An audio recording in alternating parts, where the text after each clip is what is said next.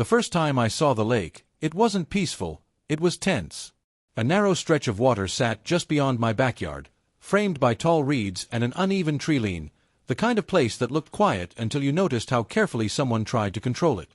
I'd been renting the house for months, enjoying the view from a distance, when the realtor casually mentioned that the lake itself wasn't owned by the HOA. It belonged to a private trust that had quietly been looking to sell for years. What made it stranger was the way my neighbor, Karen, treated it like it was hers. Her lawn rolled right up to the water's edge, her patio chairs faced the sunset, and her guests acted like they were standing on private property. No signs, no fence, just assumed ownership. Karen made that assumption very clear the first time we spoke. She marched across the grass without warning, sunglasses perched on her head like a crown, and informed me, without asking, that the lake was community adjacent and therefore off-limits to changes. She talked fast, confident, dropping HOA buzzwords like enforcement, violations, and shared enjoyment. I didn't argue. I just listened. Because the one thing she never asked was whether I actually knew who owned it. She never asked because she thought she already knew the answer. 2 weeks later, I did something Karen never imagined anyone would do. I bought the lake. Quietly. No announcements. No HOA meetings. Just a clean transaction with the trust, signed papers, updated property records, and a survey scheduled for the following month. The lake wasn't community adjacent. It wasn't common space. It was now mine, every inch of shoreline included. When the documents came through, I remember staring at the map, realizing how far Karen's lawn extended into land she never owned. Not a foot or two, *half her yard star. The meltdown didn't happen right away. First came confusion. Karen noticed the survey flags along the shoreline one morning and stormed over, demanding to know why there were neon stakes ruining her view. When I told her the lake had been sold, her smile froze. When I told her I bought it, her voice jumped an octave. She laughed, sharp and dismissive, and told me it didn't count. That the HOA wouldn't allow it. That I'd made a mistake. The kind of laugh people use when reality doesn't match their authority. By the end of that conversation, Karen wasn't laughing anymore.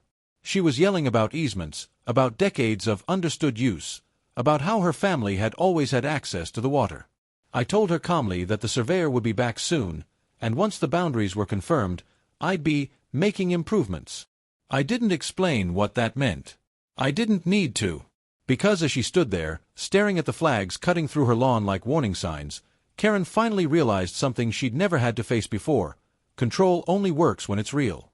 The surveyor returned 3 days later, and Karen treated it like an invasion.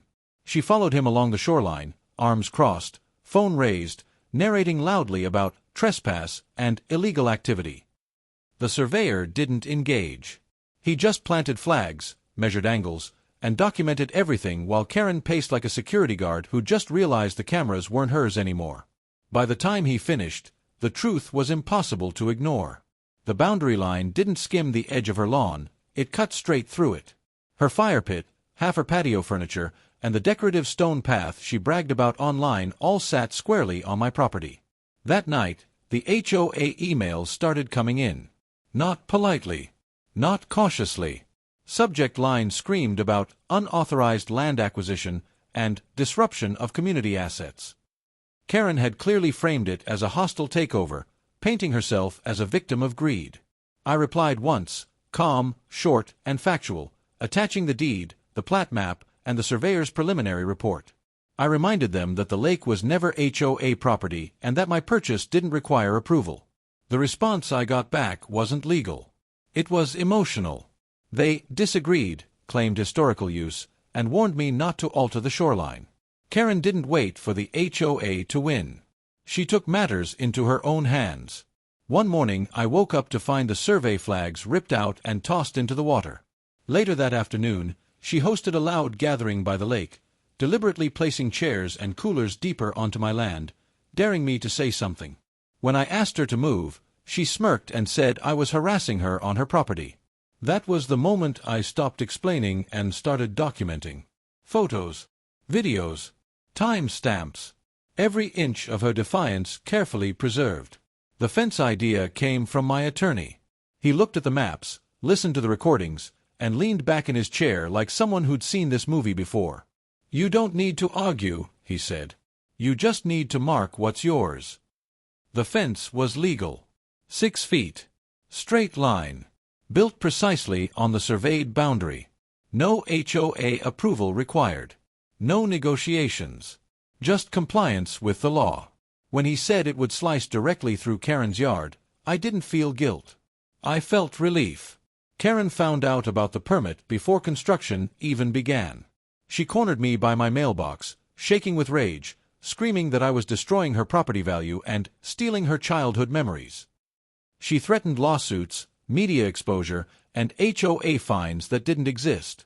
I told her calmly that if she removed anything else from my land, I'd involve the police. That shut her up, for the moment. But as she stormed back to her house, I noticed something new in her expression. Fear. Because for the first time, the lines in the grass weren't imaginary anymore, and soon they wouldn't be invisible either.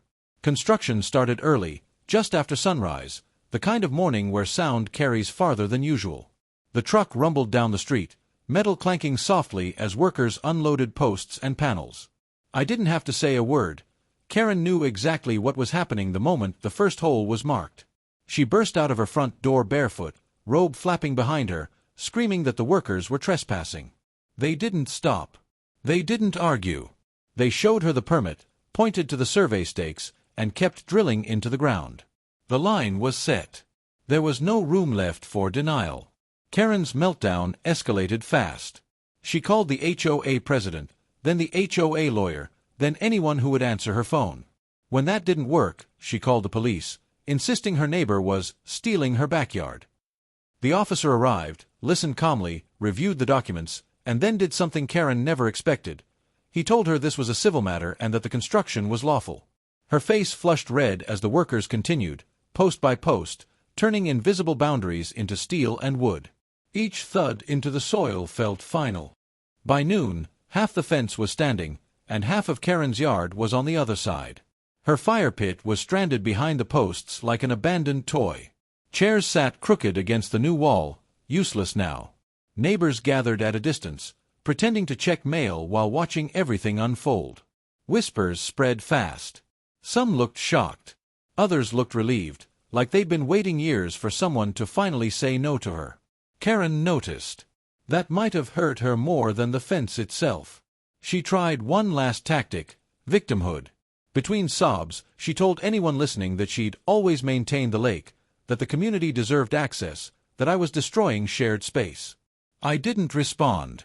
The truth didn't need defending anymore. The fence spoke for itself, clean and unbroken, running straight through the property she'd treated as an extension of her authority. Every inch of it was exactly where the law said it belonged. By the time the final panel was lifted into place, Karen wasn't screaming anymore. She was silent, standing on the wrong side of the fence, staring through the slats at land she could no longer touch. I locked the gate, nodded to the crew, and thanked them. As the trucks pulled away, one thought settled in hard and clear: this wasn't over. Karen had lost control of the yard, but not her sense of revenge. And the HOA, now publicly embarrassed, was about to make a very desperate move. The HOA struck back the following week, exactly the way people do when they know they're losing, loudly and without thinking. I received a certified letter accusing me of violating community harmony standards and altering a shared environmental feature without approval. The fine amount was absurd, the language aggressive, and the legal references sloppy. They weren't citing bylaws anymore. They were inventing authority. Karen's fingerprints were all over it. She'd stopped pretending this was about property and turned it into punishment. I requested a formal hearing, knowing full well they didn't want one. At the meeting, Karen sat front and center, arms crossed, nodding along as the board claimed the lake had always been treated as common space. When it was my turn to speak, I didn't argue history. I presented facts. Deeds. Surveys. County records. Screenshots of emails where the HOA previously admitted they had no responsibility for the lake. The room went quiet. You could feel the shift as board members realized they were standing on very thin ice. That should have been the end of it. Instead, they doubled down. 2 days later, the HOA entered my property without notice and removed a section of the fence near the shoreline, claiming it blocked community access. They left the panels stacked like scrap and sent me an invoice for restoration work. That single decision changed everything. Because it wasn't enforcement anymore, it was trespass, destruction of property, and harassment, all on camera. My attorney moved fast. Cease and desist letters went out the same afternoon, followed by a civil complaint that named both the HOA and Karen individually. Not emotionally. Not dramatically. Just surgically. The claim listed damages, unlawful entry, selective enforcement, and interference with lawful property use. Karen stopped showing up outside. The HOA stopped sending emails. Silence fell over the neighborhood, thick and uneasy, like everyone knew a storm was about to break. The court date arrived sooner than anyone expected. Walking into that room, I didn't feel angry. I felt prepared. Karen wouldn't look at me. The HOA lawyer shuffled papers, already aware of the mistake they'd made by crossing onto land they didn't own. As the judge began reviewing the exhibits, one truth became unavoidable. The fence wasn't the problem. Their refusal to accept reality was. And in a courtroom, reality always wins. The courtroom was quiet in the way rooms get when everyone already knows how this will end. The judge didn't raise his voice or rush through the facts. He walked through them slowly: ownership, surveys, permits, and then the part that changed the tone entirely: the HOA's decision to enter my property and remove part of the fence. Karen's attorney tried to argue community interest, but the judge stopped him mid-sentence. Property rights, he said, don't disappear because someone is used to getting their way. When Karen finally spoke, it unraveled fast. She talked about memories, sunsets, how the lake had always felt like hers. The judge listened politely, then reminded her that feelings don't create ownership. Documents do. He turned to the HOA board members and asked why they acted without verifying their authority. No one answered. The silence was heavy and expensive. The ruling was clear. The HOA was ordered to pay damages for trespass and destruction of property, cover my legal fees, and issue a written apology acknowledging the lake was never community property. Karen was named personally liable for harassment and interference, barred from entering my land, and warned that any further contact would result in penalties. The fence, the judge said, was lawful and could stay exactly where it was. Outside the courthouse, Karen didn't scream. She didn't threaten. She didn't say anything at all.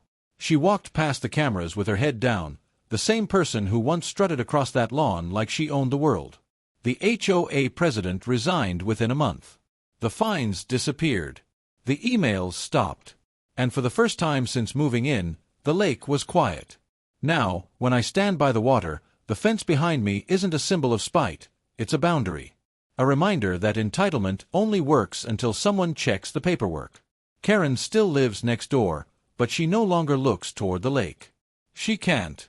And every evening as the sun sets across land that's finally respected, I'm reminded of one simple truth: control ends the moment it's challenged.